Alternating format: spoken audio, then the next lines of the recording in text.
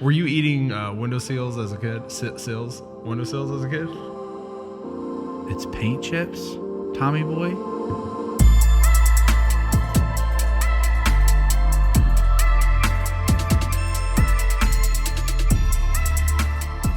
Welcome. This is How Stupid People Succeed. I am Josh, and this is Jeremy, and this is our good friend, Mr. Timothy Prater, owner of Pure Function CrossFit. Yeah. Tim, thanks for coming. Thanks, sir. And Absolutely. part of Denton Chiropractic. Yes. No, it's currently Denton Prater Chiropractic. Denton Prater Chiropractic. Your wife? I have my wife mostly. So we have both businesses around here. Office, Denton Prater Chiropractic and Natural Health, because my wife is amazing, does way more than just chiropractic. And the gym here at Pure Function CrossFit. So we have a lot to do. So it's kind of, she's quarterbacking that one a little bit more. I'm quarterbacking this a little bit more so we can optimize and try to get efficient this year. And you and your wife are two of the most phenomenal people I know. And Josh knows as well. I concur. And your heart to serve people at sometimes is a detriment to yourself. So we're going to jump into this conversation. You guys are serving people at the practice. Sure. You're serving people here at the gym. Yeah. How do you guys analyze what you need personally to then be healthy to then serve others? That's the biggest balance that we have a difficulty with. We literally, I have the best job at both places. And I joke that the office is a little harder just because people are in pain and there comes a lot of baggage with that pain, and you have to help them sometimes just understand their pain and get through that part of it. But like most people that have an issue, if you're not having a surgical issue, you don't need surgery pressing, it's how you're functioning. Mm-hmm. And so I joke that with like CrossFit talks about it really well. And that's why I love it. Health is a spectrum of like completely ill to completely like well isn't good enough. Like fitness is defined by like biology is like the absolute like top of your niche. Like nothing else can surpass you. So fitness is like the ultimate expression of what you can be.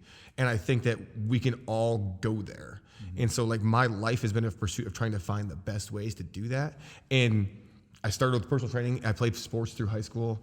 This place is my playground. Like, I love the gym. Like I said, it never feels like work because we get to help people literally find how awesome they are. And you can tell that because your passion shines through.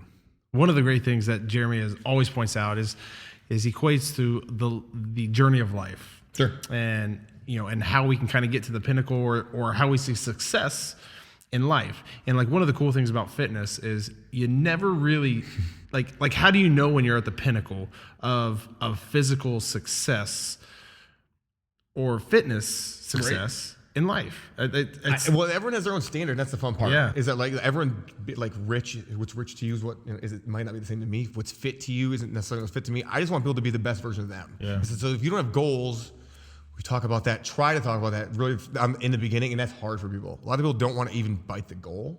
So that's why our gym is safe for them. And so I said, I always kind of wanted to build a fitness church. Like where I'm kind of the pastor. I just have the message and I know how to pass it, but it's really the strength is in the community.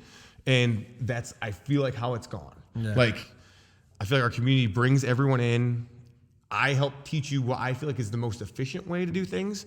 In efficiency, again, I'm a big kind of like the simplicity and power of words. Like efficiency has a safety definition built into that. But so if you're doing it efficiently, you're getting the most out of yourself and you're doing it the safest, you can do it for the longest. Yeah. That correlates to a lot of just learning that there's other ways to do things. You might not be the best at things. And being able to take coaching is really hard for a lot of people. So we do it in a group environment where you can kind of all struggle together in the strength of everyone else around you. I joked about today, we had a really gassy workout. Like it was... You had to breathe a lot. Not gassy, right? like gassy, but gassy like an exhaustion. You can't breathe, right? So I joked. I worked out with a noon class. It was me, my wife, Nick was here, Elizabeth Moore, right? Strong people that had been in our group for a while, and the movement was very simple, so they didn't need a lot of coaching. So it was more like we needed the energy coached. So I jumped in with them, and it was funny. It's like we were all kind of here, but spread out. And as the workout went on, we got closer, and I didn't even notice this until the end. We were literally almost standing like this at the end when we started at polar opposite ends of the gym, just so you could feed off the energy of the person next to you because it felt crappy, but if they were going to keep going, you were going to keep going. There's something so powerful in the simplicity of what you're saying. So I was listening to something, and they were educating people on relationships, and particularly male relationships. And what they were saying is grizzly bears. the brothers will actually fight their entire existence. And part of the reason why they fight is because they're building a trust within each other that when they encounter a real predator, they can rely on one another to fight. Sure. And the power of what you've created is this shared struggle. And I think real relationships aren't relationships because they share a lot of positive memories, which I think is part of it. But I think real relationships come from we've worked through a lot of hard stuff. And so when I look at people that are part of your gym, or I even look at Josh's, even though physical, like, again, we've talked about it on the podcast, 3 years ago, he moved like a 6-year-old man. It's fun. I still do it from time to time. But there's times when, because I work out maybe at a 6:30, I don't see people in the afternoon, I don't see people at lunch. But then when we have those special events, you feel this support that then boosts you. Did you see that coming? Did you know that was part of what you were going to create? Or how does that happen where you create an environment where, like most workout places, it's not you're being judged, you're being supported? It's to fit in a church thing. So like the fun thing, if you find a really good church to fit you, it's kind of like this gym. I trick you into thinking it's about the group. It's never about the group. You're learning about yourself. So every workout I look at as there's a physical aspect to it and there's a very mental aspect to it. And that mental aspect is you should learn something about yourself during that workout. Either I had to put things down because I thought they were heavy, even though I didn't feel tired. What's that mean? Like, where's the mental toughness there? So like today, the very simple movements, the ability to continue to go when you don't think you can is hard. Because it's terrifying because you think you're going to get hurt and you don't know if it's safe. Yeah. So I just create an environment where we create safety first. Like, you know that the way I'm going to teach you to move is going to create you in a way that you can move bulletproof. Like you talked about, so Josh had surgery forever ago, right? Yeah. Moved very poorly because no one helped you learn how to re-move. Yeah. So I don't have to worry about how hard you're going to go. I just worry about how well you're going to move, and that determines how hard you go, and you'll figure out yourself. Yeah. And I trick you to think that struggle, because everyone's doing that struggle together, so they're growing internally, and they feel stronger. I joked, so when I first started personal training, it was at like a big box gym at Bally's, right? And half the personal trainers got fired because they all dated their clients. And it's because, I'm not even kidding. And it's because, so personal trainer, it's like you joke, but like bodybuilders, like so many of them date their coaches because the coach gave you a nugget of gold for yourself that you emotionally tie to them. And you emotionally tie that not to me here, but to the whole community that you kind of bleed with, like Band of Brothers. So it's like, I knew it was going to happen because it always happens. When you make yourself better, you associate it with the people around you. Yeah. Right? It's kind of like the 5 people you talk to the most, right? Yeah. Like they have 100%. A way huge influence in your life. That my whole community kind of acts like one person. Because that's the cool part. So like, I just make you feel safe. You know you can go to your best then. If you go to your best, you're going to find something about yourself. If you, like you said, like the very first podcast, right? If you're not pushing the rails, are you learning? Are you growing? Right. And so you have to want to grow a little bit or you're dying. And you got to find a community that you can fail in front of. Yeah. And even personally for our relationships, there's been things that we've communicated where it's been a life failure. Right. But it doesn't have to end there. And physically, you can come in here and, again, back to like, your back issues and what you've worked through over the last 3 years, or you even mentioned some other people that have come in here and completely transformed physically what they're able to accomplish. How do you help somebody understand you can feel comfortable failing in this environment, but then also what's been the transition between they don't just quit, they stick with it and they see it through? So like my little parable, I don't know if you can see my little logo. So our logo is a little yin-yang symbol where we have a koi fish and a dragon. There's a Chinese parable that essentially if there were this school of koi fish swimming up the Yellow River and they hit this waterfall, it was massive, and they couldn't make it. So they all turned around except for one. And Fun fact, Yellow River, China. Yeah. More beers. So it tried to jump up this waterfall for 100 years. Okay. Right? And finally, the 100th year, it finally clears it, makes the top. The gods are so just amazed at his determination that they make it a golden dragon, which in Chinese like lore is it's this high symbol of strength and honor. Okay. It's their penultimate, right? So like, you can learn to fail here because CrossFit, this is the thing I love about CrossFit, is it's so multifactorial. We don't just lift, we don't just run, we don't just do gymnastics and cardio, kind of like a more traditional kind of boot campy class. Like you're gonna have to learn how to move weights. Yeah. You're gonna have to learn how to run. Why? Because life needs that out of you. You're gonna have to pick some stuff up. You have kids, like you have like I joke, I'm always the guy that gets asked to help their friend move, and we're right. And, I would definitely call you if I was moving. Yeah, so thank you. And but like, there's positions you can put yourself in that you can learn to do those skills easier. There's so many things to learn at CrossFit so if you're not a koi, you can always be a dragon. So koi is your life in transition, and a dragon is when you're already there. And I joke that like in CrossFit, if you're a dragon somewhere, you have to be a koi somewhere else. The goal is to be the jack of all trades and the ace of none physically, because you don't want to be so leveraged. If I can run, the old CrossFit analogies were like I could outrun a lifter, but outlift a runner. Right? I want to be strong. I want to be able to do both. Yeah. I want to have the carryover. Well, the comment I love is the fattest gymnast. Right, that's my that goal. you share. I always want to be the world's fattest gymnast, because like there's no gymnast over 200 pounds. But like to me, I can lift weights. I played football through college, so picking up weights has been a thing that I've practiced and good at. I'm not good at weird gymnastic skills, so getting good at that makes me feel stronger. So there's be something that you're good at here, even if it's one thing. And I can take that and spill that over into the rest of the things. Now you can start gaining more confidence. And that's what I use. I just use what you're good at. You said something that was so powerful. You said, I'm the guy that people call when they move. Yeah. But you're also the guy, you and Colleen both, are also the people that other people call on for a lot of different variety of reasons in life. So in part of how stupid people are successful, people call on people they know can meet the need. So I call on you, hey, help me move, because I know you're physically capable to make the move happen. Also, other people call on you, hey, help me with this or help me with that. And it's personal, it's emotional, sometimes it's spiritual, sometimes it's family, whatever it is.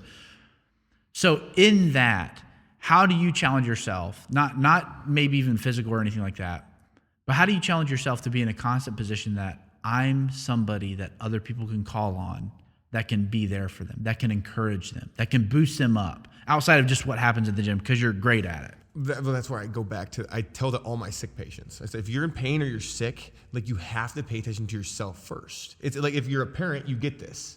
You can't be real sick and take care of your kids, right? So I say you need to feed your movement. You need to do some sort of movement exercise, right? You need to feed your gut good food, and you need to feed your soul or with fellowship. So I said, whatever flavor Jesus you want, you need that to feed your spirit, and you need to be around people that will help feed that spirit too, because Jesus is kind of more external, and you need to create it from the inside also. So you have to have those three things. If you're not constantly feeding those three, I don't know where you're going to end up.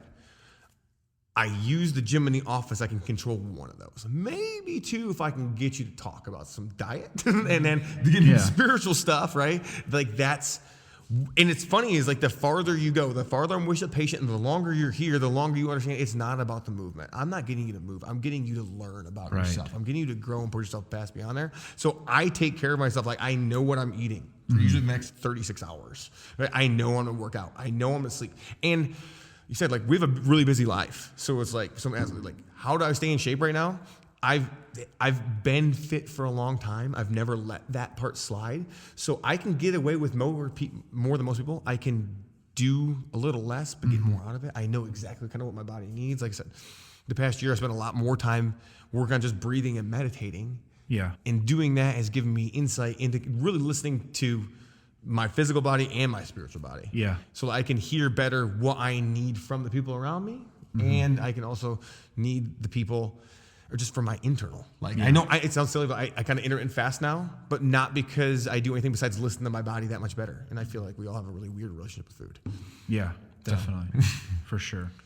So I take care of myself, and I think everyone needs to take care of themselves. That's why we have this place. One of the amazing things about this place, Tim, is that I love, and what was attractive to me is, I know you both know me very well.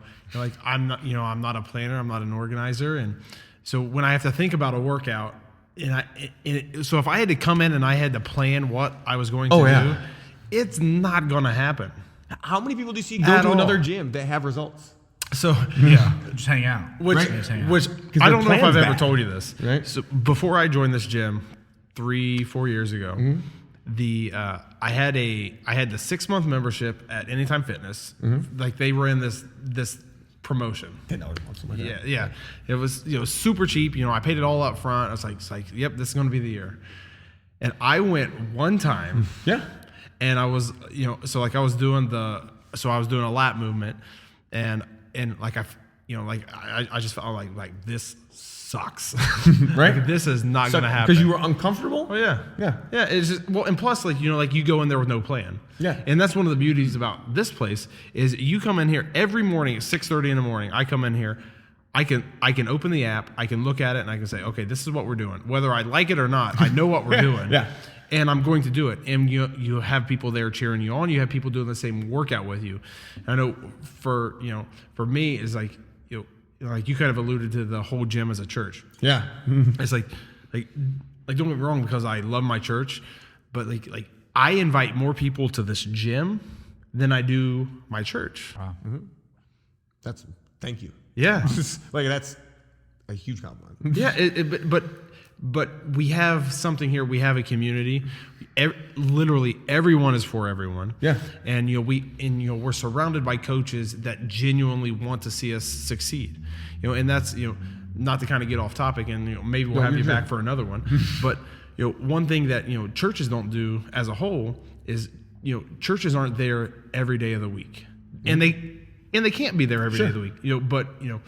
But we're not surrounding ourselves with those people, and that's something that I personally found, and I know Amanda has as well. Is we're surrounded by people that genuinely want us to succeed, and we can bounce those ideas off each other on anything. Right? It's like every morning we talk about something different. Whether it's a podcast, something spiritual. The Browns. The Browns. Fortunately, good Lord, the Browns. Right, but you got one to a place there. But what it is, I mean, it's a community. Yeah. You've laid the foundation of a community, and that's what is attractive about this place. I always tell you can be a personal trainer, you can go get certified, that's fine. But if you're gonna want to work with me, I want you to be here in the community for 6 months, and you got to mentor with me for 6 months because of how I want you to address the people. Like, I don't want anyone to ever feel uncomfortable here, because it is a big vulnerable moment for I told you, the scariest part a lot of times is walking through the door. Yeah. And a lot of people also, we've talked about humbleness a lot like that. They have a hard time letting go of trying to write their own programming or do the things that they're used to doing, and that's a very hard road to get over with people, because a lot of people think that certain things work the way they do. I don't claim to know a lot. I know what I've seen to know, and I know a lot of what I've researched, which is a lot of fitness and a lot of movement, and I try to be the best at my game all the time. You talk about that too. It's like, why? Because why my wife and I are better than most is because we're relentless in our seeking of knowledge and chasing our dream. I'm super lucky that I get to help people the way I do. I'm a nerd when it comes to movement. You are. I always, you are. Since I was a kid, I watch people move. That's what I do. I think the engineering of the human machine amazes me. Yeah. So I get to go deeper and deeper and deeper into that and become more aware, and use that tool then to make people more aware of other aspects of their life. And being strong is cool, being able to run is cool, but being able to tolerate the things that life is going to handle you is way more important. Yeah. And so I can use that as a window to show people that you have a lot more strength than you ever thought. Yeah. Right? That's the cool part. It's awesome. It's a great summary. One last question before we tie up. What is your favorite dinner? If you had to have one dinner, what would it be? Oh, dude, I don't know. Yeah. I love Greek food.